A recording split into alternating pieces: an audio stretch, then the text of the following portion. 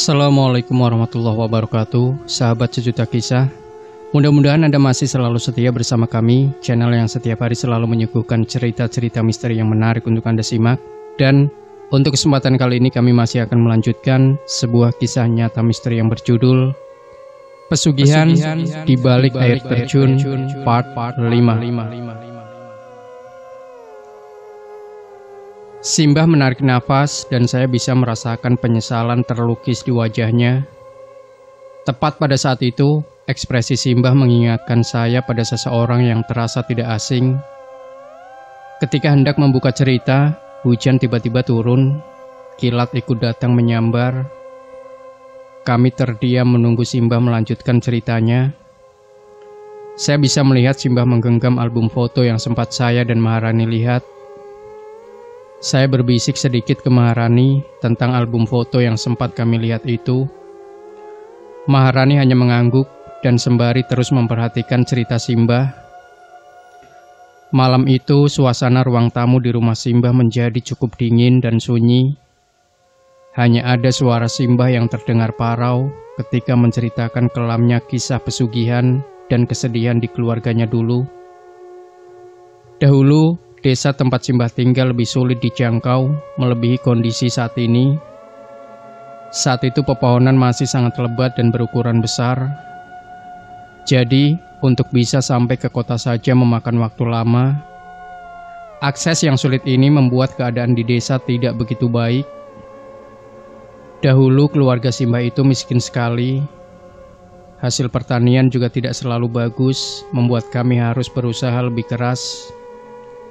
Selain terpencil dan miskin, penduduk desa zaman dulu masih memegang kepercayaan kejawen kuno. Mereka percaya tentang magis dan mistik sebagai suatu kesatuan, terutama praktik pesugihan di balik air terjun. Ya, mereka melakukan praktik pesugihan dan penyembahan pada tempat-tempat yang dianggap sakral, salah satunya air terjun. Konon katanya, air terjun itu adalah gerbang antara dua dunia. Simbah menceritakan celah di belakang air terjun itu adalah objek tempat pesugihan penduduk desa zaman dahulu. Kami sempat tegang juga mendengar kisah tersebut. Apalagi ternyata dulu orang-orang yang melakukan pesugihan itu rela menumbalkan anak-anak untuk mendapatkan kemakmuran instan. Sadis, tapi itu nyata adanya. Lanjut cerita Simbah. Beliau mulai masuk ke cerita tentang saudara-saudaranya yang berjumlah 7. Kami semua kaget lagi karena selama ini kami hanya tahu kalau Simbah itu 6 bersaudara. Sebelum lanjut bercerita, Simbah sempat menegaskan bahwa semua hal yang kita lakukan pasti ada konsekuensinya. Selesai berpesan, penyesalan dan kesedihan yang Simbah rasakan terpampang di wajahnya. Well, ternyata anak bungsu dari keluarga Simbah, si paling kecil yang tak pernah kami kenal, adalah salah satu tumbal pesugihan penduduk desa. Beliau memperlihatkan sosok adik perempuannya di salah satu foto. Namanya Ayu. Ketika saya memperhatikan dengan seksama, sosok itulah yang saya temui di air terjun. Mulut ini ingin sekali berucap bahwa saya bertemu dengan beliau di air terjun. Tapi saya mengurungkan niat tersebut. Takutnya malah membuat Simbah semakin sedih. Keluarga Simbah amat sangat terpukul saat adiknya menjadi tumbal pesugihan pada saat itu. Simbah sungguh menyesal karena tidak bisa berbuat sesuatu. Paruh akhir ritual pesugihan di balik air terjun itu membutuhkan tumbal yang lahir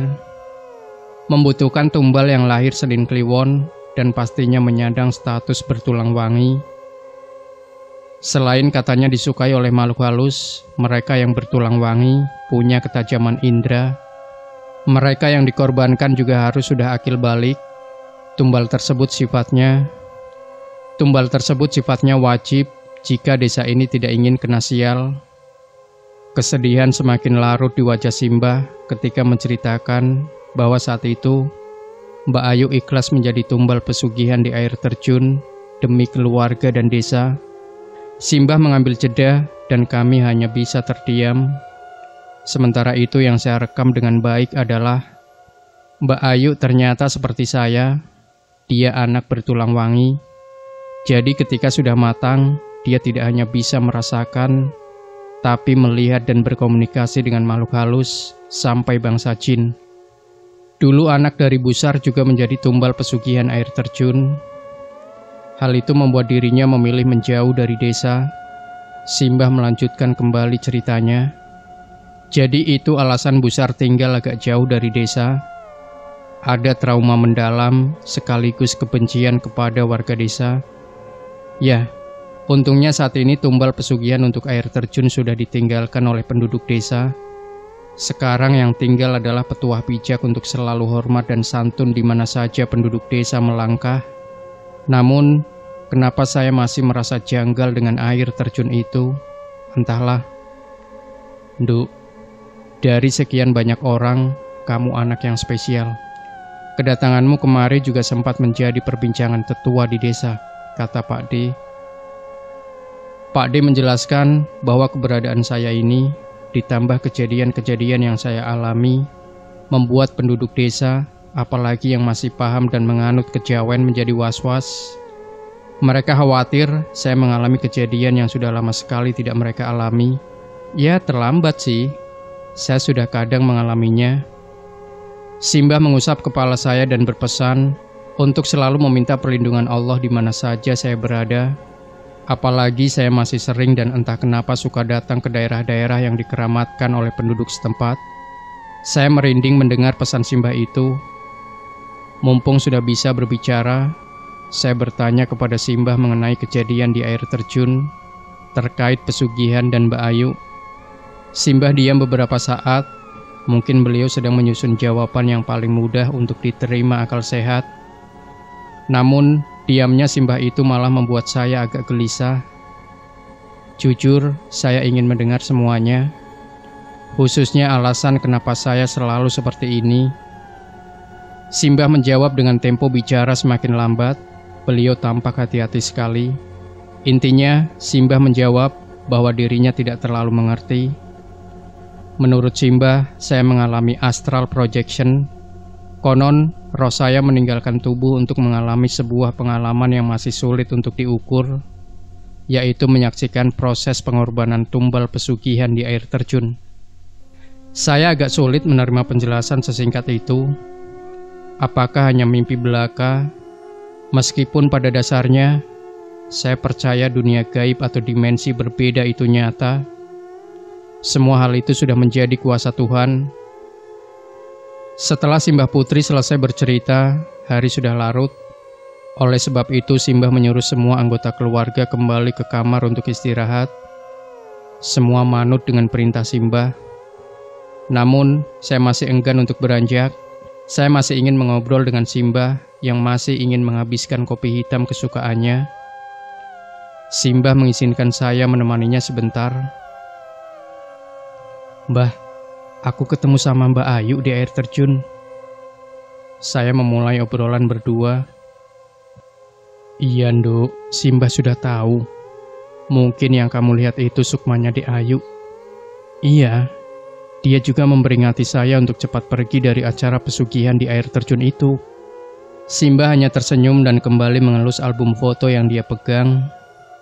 Mungkin dia rindu dengan Mbak Ayu. Kami tidak banyak berbicara malam itu. Simbah sibuk menerawang, memandang ke sekeliling ruangan, sambil sesekali menyeruput kopi hitamnya yang mulai dingin. Selesai dengan kopi hitam itu, Simbah meminta saya untuk kembali ke kamar. Besok rombongan akan pulang. Namun sebetulnya saya belum puas mendapatkan jawaban. Maka saya sempatkan untuk bertanya perihal kejadian-kejadian sebelumnya, khususnya tentang pesugihan air terjun, Alas Purwo dan Gunung Pulosari. Ada apa dengan semua ini? Tapi lagi-lagi Simbah hanya tersenyum dan mengatakan, mungkin itu memang sudah takdir Allah memperlihatkan saya akan kuasanya. Setelah itu Simbah berpesan kepada saya untuk jangan meninggalkan sholat, khususnya meminta perlindungan Allah di mana saja saya berada. Saya hanya mengangguk dan izin undur diri untuk beristirahat. Hujan berhenti menjelang subuh, membuat pagi itu diselimuti kabut tipis. Hawa dingin membuat saya bersin-bersin. Sedari pagi, Pak D dan Uncle Jack sudah sibuk membereskan koper dan tas. Ibu dan lainnya termasuk saya berpamitan dengan Simbah. Sekitar pukul 7 pagi, kami meninggalkan rumah Simbah. Hawa dingin ini mengingatkan saya kepada dinginnya pesugihan di air terjun, seram. Sekali lagi kami menempuh perjalanan yang panjang dan membosankan, apalagi agak berdesakan di dalam mobil. Maka saya buka jendela mobil untuk mencari udara segar. Hei, lagi-lagi saya melihat sosok anak kecil waktu itu. Dia melihat saya dan lagi-lagi menunjuk ke arah air terjun itu lagi. Dia seperti mengajak saya ke sana. Setelah itu tiba-tiba saja dia berlari ke dalam hutan. Saya memperhatikan anak itu hilang dan suara tawanya seperti terngiang-ngiang di telinga saya. Untuk sesaat pikiran saya kosong. Untung saja Maharani menepuk pundak saya. Dia mengingatkan saya untuk jangan bengong. Siapakah dia? Apakah anak kecil adalah anak dari Busar yang dulu menjadi tumbal pesugihan di air terjun? Saya merasa dia ingin didoakan, namun perasaan saya langsung tak karuan. Benar saja, tidak lama setelah anak kecil itu menghilang, ban mobil Pak D bocor. Posisi di jalur hutan dan tidak mungkin ada tukang tambal ban. Maka Pak D dan Uncle Jack bergegas turun untuk mengganti ban. Semua anggota perjalanan turun untuk membantu supaya cepat selesai. Mengganti ban bisa selesai dengan cepat, namun belum juga jalan lama. Kali ini mobil Pak D mogok. Saya dan ibu sudah pusing menghadapi situasi ini. Kayak berpikir, aduh mau pulang saja ada masalah. Terpaksa Pak D dan Uncle Jack harus memperbaiki mobil dulu dengan peralatan seadanya. Proses memperbaiki mobil berjalan sangat lama. Sejak pagi sampai hampir pukul 4 sore, baru kami bisa melanjutkan perjalanan menuju kota. Sayang, kami tidak bisa agak bergegas, mengingat jalanan yang kecil dan licin. Sampai maghrib datang, kami masih berada di jalur hutan, gelap dan cahaya lampu dari mobil Pak D menjadi satu-satunya penerangan. Gelap dan dingin. Lagi-lagi prosesi penumbalan di pesugihan air terjun itu terbayang seperti hologram yang diputar kembali. Lantaran di dalam mobil tidak ada obrolan, saya sampai tidur, terbangun dan tidur lagi. Tapi kami masih di situasi dan lokasi yang sama. Pak D mencoba untuk mencairkan suasana agar tidak terlalu tegang. Mata saya sedikit terkantuk-kantuk dan tiba-tiba saja, bruk! Mobil Pak D menabrak sesuatu. Tabrakan itu membuat beberapa dari kami yang tertidur langsung bangun, termasuk saya. Kata ibu, Pak D menabrak hewan liar, sepertinya kelinci hutan. Darah kelinci terciprat ke bemper mobil. Lantaran terburu-buru, Pak D menguburkan kelinci itu seadanya dan melanjutkan perjalanan lagi. 1 jam berlalu, lalu 2 jam, kami tidak kunjung keluar dari hutan. Aneh, padahal seharusnya sudah dekat dengan jalan besar. Pak D juga merasakan kecurigaan yang sama. Dia menghentikan mobil dan membahas situasi ini dengan Uncle Jack. Suara mereka terdengar serius. Tepat saat itu, perasaan janggal yang datang sebelum kejadian aneh muncul lagi. Kali ini saya ditampakkan sosok kakek-kakek tua di pinggir jalan. Wajah kakek itu setengah hancur. Dia berdiri sambil membawa lentera yang terlihat sangat tua. Saya merasa pernah melihatnya di proses penumbalan pesugihan di air terjun itu. Tanpa sadar, saya berteriak dan membuat kegaduhan di dalam mobil. Maharani mengecek situasi dan tidak melihat hal aneh di pinggir jalan. Yang dia lihat hanya hutan yang gelap gulita. Setelah saya agak tenang, gerimis mulai turun. Wah, bahaya nih, ucap Pak D. Dia segera menyalakan mobil sambil membaca doa-doa. Saya tidak tahu bahaya apa yang dimaksud. Tapi karena malam dan hujan, mungkin bahaya longsor. Jadilah kami melanjutkan perjalanan di tengah hujan yang semakin deras. Lagi-lagi Pak D harus rem mendadak. Ibu bertanya kepada Pak D, kok tiba-tiba ngerem? Pak D bilang tadi ada orang di tengah jalan. dan dia refleks untuk menginjak rem. Derasnya hujan juga cukup menghalangi pandangan. Ibu bilang tidak mungkin ada orang di tengah hutan dan hujan seperti ini. Pak D pun melanjutkan lagi perjalanan. Dan untuk kesekian kalinya, ini yang paling ekstrim. Di tengah hujan, ban mobil Pak D sedikit terperosok dan akhirnya nyangkut di tanah merah. Mau tidak mau, kakak dan Uncle Jack membantu Pak D dengan mendorong mobilnya keluar dari lubang. Ketika sibuk mendorong mobil, suasana di sekitar berubah drastis. Sekali lagi perasaan janggal itu menyergap saya. Tiba-tiba Maharani menggigil. Dia bilang kedinginan. Mukanya pucat dan tubuhnya gemetar hebat. Singkat cerita, Maharani kesurupan. Situasi semakin parah karena kami sudah bingung harus bagaimana. Pak D sudah berusaha untuk merapal doa-doa dan kami juga turut membantu doa. Tapi Maharani tidak kunjung sembuh. Uncle Jack juga tiba-tiba panik. Alhasil, kami tetap melanjutkan perjalanan dengan kondisi Maharani yang seperti itu. Saya sudah merasa bahwa hutan dan air terjun itu enggan melepaskan kami. Pesugihan itu masih meninggalkan jejaknya. Sekitar pukul 11 malam, kami berhasil keluar dari hutan. Hujan masih saja belum reda dan kondisi Maharani semakin mengkhawatirkan. Pak D bergegas menuju rumah sakit terdekat, tapi tetap saja kami harus menempuh jarak 1 atau 2 jam untuk sampai ke sana. Ketika sampai di rumah sakit, dokter mengatakan tidak ada yang salah dengan Maharani, kena hipotermia juga tidak. Pak D yang sudah putus asa menelpon temannya yang tinggal tak jauh dari rumah sakit. Teman Pak D ini masih satu desa dengan Simbah. Tak sampai 45 menit, teman Pak D sudah sampai. Begitu bertatap muka dengan Maharani, teman Pak D langsung mengucap istighfar. Kami kompak mengambil wudhu lalu ikut berdoa. Tapi entah kenapa, ketika kami berdoa, Maharani malah tertawa sinis seakan mengejek doa-doa kami. Setelah itu teman Pak D bertindak dengan menepuk tengkuk Maharani sebanyak 3 kali. Di tepukan ketiga Maharani muntah. Selesai muntah dan mengerang, Maharani sempat mengucap, "Kembalikan, kembalikan. Awas kamu, jangan bawa pergi." Sambil memandang ke saya. Selepas mengucapkan kalimat ancaman itu, Maharani pingsan selama 3 hari penuh. Di hari kedua, saya minta izin pulang ke Jakarta karena harus mengejar pesawat dan juga besok sudah masuk kerja. Jadilah saya, ibu dan kakak pulang terlebih dahulu dan Uncle Jack masih menginap di rumah sakit tersebut. Beberapa hari kemudian, kami mendengar bahwa Maharani sudah sehat kembali. Menurut keterangan dari teman Pak D, rombongan kami memang disesatkan di dalam hutan. Kami seperti diusahakan untuk tidak meninggalkan hutan. Ada sesuatu yang membuat mereka ingin kami tidak bisa pulang. Katanya berhubungan dengan sebuah benda yang tidak ada lagi di air terjun. Apakah itu benda masih berkaitan dengan prosesi penumbalan praktik pesugihan di air terjun? Saya sempat bingung dengan keterangan teman Pak D. Namun saya baru sadar bahwa di air terjun itu, Mbak Ayu memasukkan sebuah benda ke dalam celana kargo yang saya kenakan.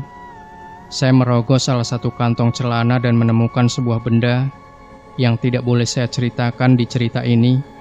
Mohon maaf ya. Intinya beberapa penunggu tua di hutan dan air terjun tidak ingin benda itu jatuh dari air terjun. Sementara itu, sukma dari Mbak Ayu seperti mendorong saya untuk menjauhkan benda itu dari air terjun. Beberapa hari setelahnya, saya berkunjung ke rumah Uncle Jack. Saya serahkan benda itu kepadanya karena saya tidak mengerti dan agak takut menyimpan benda yang diburu oleh penunggu hutan, pesugihan, dan air terjun. Ketika menerima benda itu di tangannya, mata Uncle Jack sedikit berkaca-kaca. Ada aura kaget dan sedih yang saya rasakan dari dirinya. Setelah itu saya merasakan emosi yang cukup kuat, entah dari mana. Setelah selesai menyerahkan benda itu dan menuju pintu keluar dari rumah Uncle Jack, saya kembali mendengar suara gamelan merdu sekali, diikuti suara bisikan yang sangat akrab. Demikian sahabat sejuta kisah, akhir dari sebuah kisah pesugihan di balik air terjun.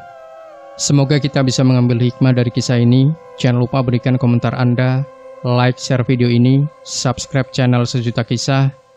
Dan kembali nantikan cerita-cerita misteri terbaru dari kami. Wassalamualaikum warahmatullahi wabarakatuh.